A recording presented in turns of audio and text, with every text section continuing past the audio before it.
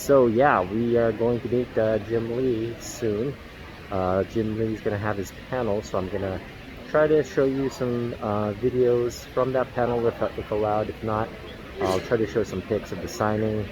You already know what comics you're gonna get, so hopefully I can get a few pictures with him. I'll show that picture I'm gonna get with him later today. So stick around. Stick around for that. All right. It's all right. I mean, hey, we've got time. You've got 2 minutes, but you just... It's all good. Okay, so. All right. First off, thank you guys for coming to this panel. Yeah. I actually feel kind of anxious, to be honest. I used to do these kind of panels at conventions all the time, every single time, usually. And obviously, given the time off from all this, coming back and actually seeing real people in front of me is really odd. And so I do feel more uncomfortable. Actually, I never feel uncomfortable, but this is probably the first time, so thank you for that. So what I usually do, if you guys haven't been to a panel like this before, is we have an hour set aside. I usually kind of draw and talk a little bit about my life or career a bit, some of the work I've done as I'm drawing, and then I give the art away at the end. And usually, we don't have raffle tickets, but I'll ask for some odd things here and there. And if you have those odd things, you will win the sketch. And you're free to do whatever you want with it. You can gift it to a loved one for the holidays. You can sell it. I don't care. It's all up to you. So I relieve you of any guilt. Anyway, so. And I usually do like Q&A, but they tend to be kind of just random questions I'm drawing. I'll just throw out talking. So, I thought this time maybe, again, should I try to do something different? I'm just warming up. And maybe talk about something and then pause and then take questions, but ask maybe that the questions are in the spirit of the conversation. So like we're having a conversation, maybe, I don't know. Let's try that. It might stump you, you might not have questions. Maybe you've already got a lot of your questions kind of figured out. And then I will give away the sketches as I do them rather than hold them off at the end, right? So, anyway, so this is Wonder Woman. And this is these sort of side profile sketches are the fastest ones I can do. They're kind of, I should have done this before.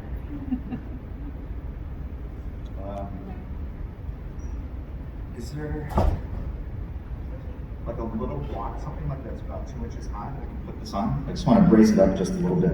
Actually, maybe I can do this. Make a difference? All right, let's try that. Oh, the light was in the right spot. Okay. It's a little bit better. You can see kind of more of the whole picture of it all. Okay. So, how many of you guys have been to a panel that I've done before? Okay, some people are clapping and some people raise their hands. I'm so confused. Sunday morning. Some of you were drinking last night, I could tell. All right. Okay, so maybe a third or so? I don't know. How many don't even know who I am? That's fine because I can give you a brief introduction. Someone half clapped. Yeah. If you're here with a friend, you're like, I have no idea. Okay, so my name is Jim Lee. I am a comic book artist, but I'm also the publisher, chief creative officer at DC. But I'm here at this show. You're nodding your head, so I'm going to speak just to you. And I'm here, really in my guise as an artist. And I've been doing this since 1987. I started at Marvel, and I worked there for about 6 years, worked on books like The Punisher War Journal, The X-Men, and then I left and started a small company called Image Comics with like 6 or 7 others. So, no love for X-Men or Punisher War Journal, but Image Comics, that's cool. I know, up in the Northwest. And I worked at, I was at Image for, I was at Image for, I think, another 6 years. That's kind of my sort of as much attention as I give to things, I think. And then I sold my piece of image, Wildstorm, to DC in 1998, and I've been working at DC since that time. In 2010, so about 11 years ago, I was elevated to publisher, and then chief creative officer about 2.5 years ago. Yeah, thank you. But I started out as an artist. I still draw, not so much interior comic books anymore, but mostly covers and whatnot. And I have a Twitch stream, twitch.tv/Jim Lee. So if you guys are aspiring artists, I maybe stream once or twice a month and just do random drawings of things, but it's a conversation with people in chat. I kind of just talk about whatever random things. And I find it to be a relaxing use of time on the weekend. And a lot of us aspiring artists are in there as well. So, and it's family friendly. I've had a lot of people say I watch it with like my 6 or 7 year old kid. They watch along, they draw along, and so I have to make sure that I keep it family appropriate, which is tough sometimes. Anyway,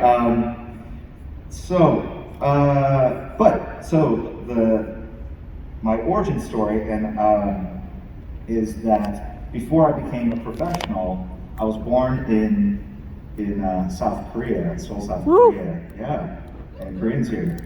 All right. And we moved here when I was like 4.5 years old. My father was a doctor, and he got me a job. There was a shortage of physicians in the United States at that time, and I don't know why I'm joking this, but and so we moved to like Ohio. And I didn't speak any English. My mother didn't speak any English, and I'm going to segue into my Sesame Street story here. And basically, they sent me to kindergarten, and the first day of school, they sent me back home because I didn't speak any English. They like, we can't teach this kid. And I heard that a lot in my life, but even after I learned English.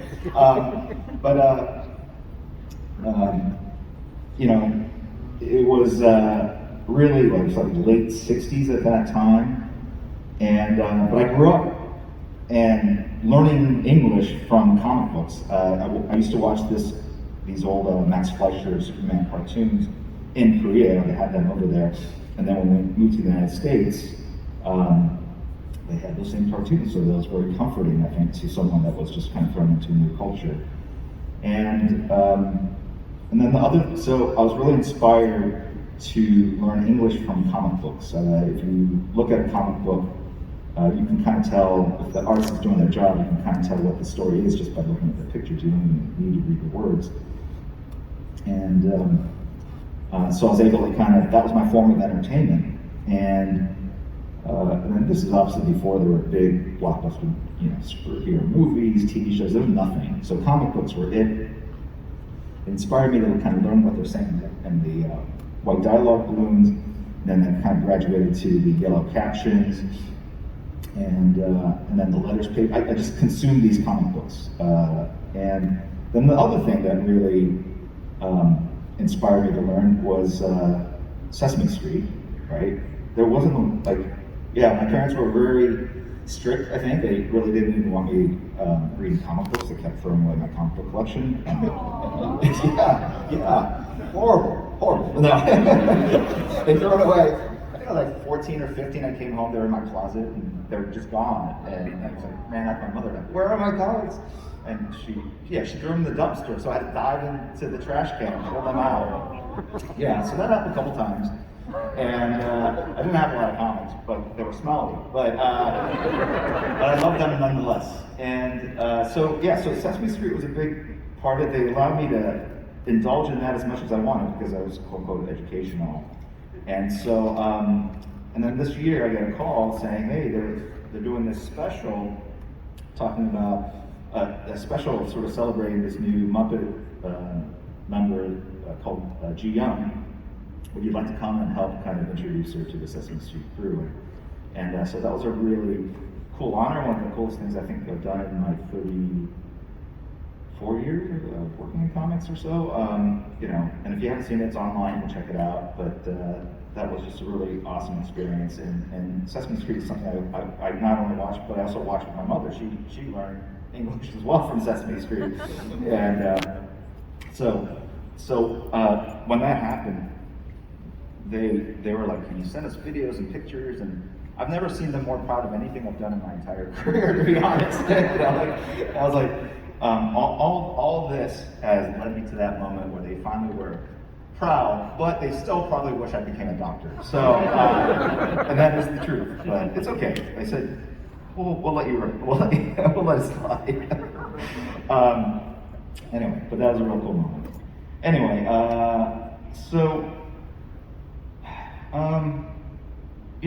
basically when I do these kinds of events, I think it's obviously to kind of talk about the industry, but I also want to show people kind of art being created. Like, you can watch it on TV, obviously you see the end result, in the comic books themselves, but to see someone actually draw is a whole, like live, is a whole different experience in my opinion. It's just sort of like watching a YouTube concert of your favorite performer versus seeing them in a live concert.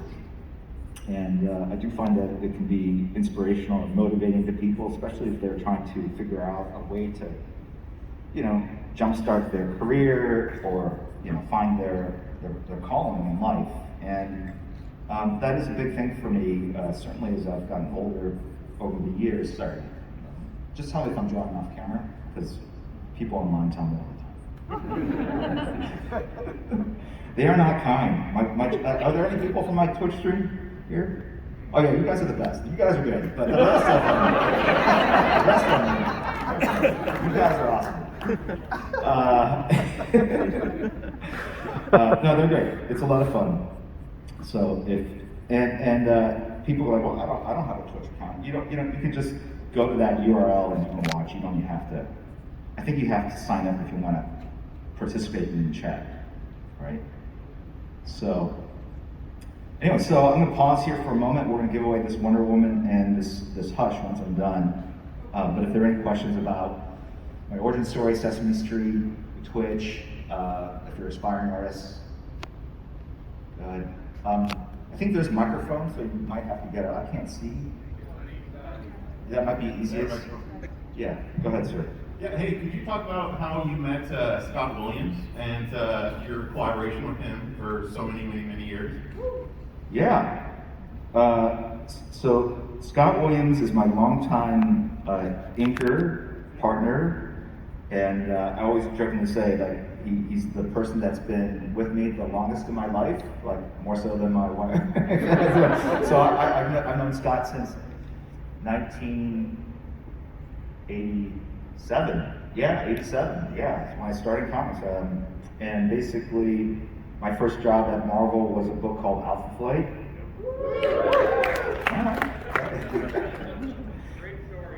Thank you. Wait, is that Scott? Because that sounded facetious, like sarcastic, like Scott is. Okay. When you say that, I can't tell, because that's what a sarcastic person would say. I'm so excited that I got my first gig, and this is obviously before the internet, so the only way, I guess you could mail in letters and become a pen pal, but I had a call in, and that was really nerve-wracking to call someone I didn't know to talk about comics, and you know that you're going to sound like a newbie and just, what are you going to do, right? So I called him up, and we had this like incredible 3-hour conversation the first time we talked, and I thought Scott just interprets my pencils in a way that no one else does, and so I really advocated on his behalf. And he inked my work on a 3-issue like Acts of Vengeance story that featured like Psylocke and the Mandarin. And the editors and the fans seemed to enjoy it. They liked it, and so that started our sort of our adventures, our journey together. And that there's a clock down here. Okay. I'm new to this. It's counting backwards. Oh my gosh, math is involved. Yeah. Was it just put up there? I'm completely oblivious, so. She's familiar with the wires. Oh, she was? Yeah. Oh, okay, there's a lot going on, but I'm not aware of it. Okay. Sorry, yeah. Anyway, so that started our paths together, and he and I continue to work together, and I just had dinner with him last night, and yeah, he's just a great guy, and he and Alex Sinclair were